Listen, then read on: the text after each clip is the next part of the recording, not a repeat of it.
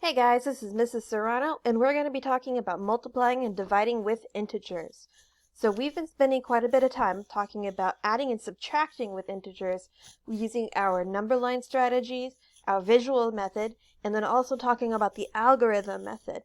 We're going to be using those same three methods for multiplying and dividing, but they will be applied very differently for these types of operations. So let's start with multiplying with integers. So, first thing we're going to talk about is our number line method. This method uses a number line to hop or multiply the integers. It just gets a little tricky when you're dealing with positives and negatives. So let's look at an example with this. So here we have the problem positive 2 times negative 3. What this is saying is we have two groups of negative 3. So we're going to do two hops of 3 going left. Left because that's negative 3. That's the direction we travel when we're talking about our negatives. So there's two hops. Each of those is 3 wide. We went left because it's the negative 3.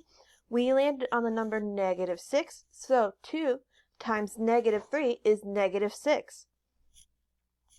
All right, let's talk about this with another example. So this one I just made up. 3 times negative 4. So this is saying we have three groups of negative 4. So that means we're going to do 3 hops of 4 to the left again. So we're going to go ahead and do those hops. We landed on negative 12 on the number line. So that means that 3 times negative 4 is negative 12. Now I do want to mention that this method does get tricky, just as it says on the top, when we have positives and negatives. This method works best if you're doing one positive number times one negative number. If we had one negative number times one negative number, it does get a little bit more confusing, so we're just going to use this strategy for when we're talking about a positive times a negative or a negative times a positive. Okay, now let's go ahead and talk about our visual method.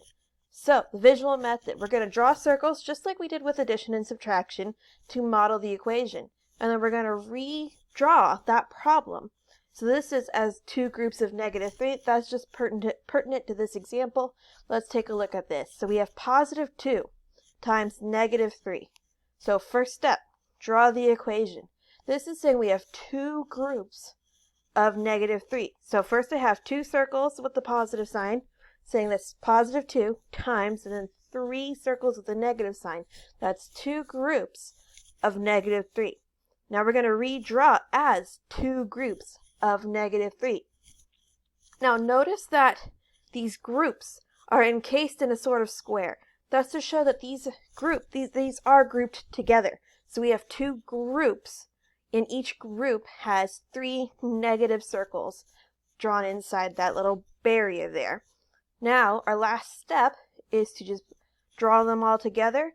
Well, two groups of negative 3 leaves us with 6 negative circles. So that means that positive 2 times negative 3 is a negative 6.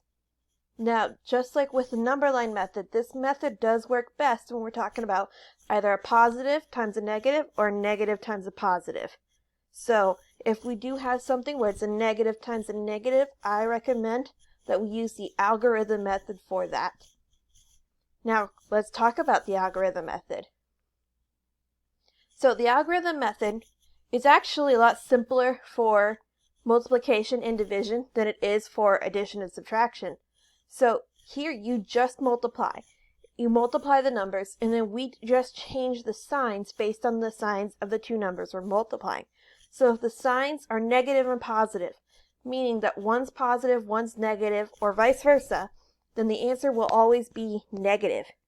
However, if both signs are the same, meaning if both are positive or both numbers are negative, then the answer will always be positive. So let's take a look at this. So here, what I have drawn, no numbers yet, just saying this is a positive number times a positive number. Because those are same signs, that means we're going to get a positive answer. Let's look at this with an example. So here we have positive 5 times positive 5. Now, you don't need to have integer rules to know that 5 times 5 is 25. So that just kind of shows when the signs are the same, the answer is positive. We've already been using this rule whenever we work with just positive numbers. Now here we have a positive times a negative, and that will get us a negative answer. So we have basically one positive, one negative, different signs from each other. This would also be true if it was one negative times one positive. We would still get a negative answer. So let's look at an example for this. Let's say we have positive 5 times negative 5. That would mean that we would have 5 groups of negative 5.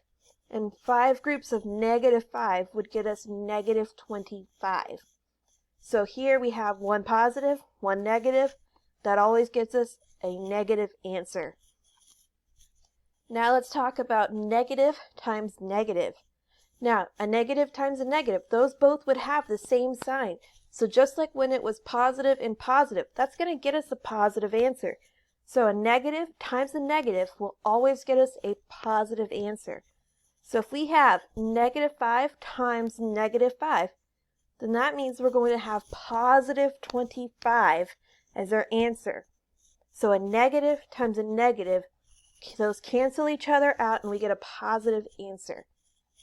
Okay, so after this, we're going to talk about dividing with integers. I'm going to do that in a separate video, so stay tuned and look for that next video.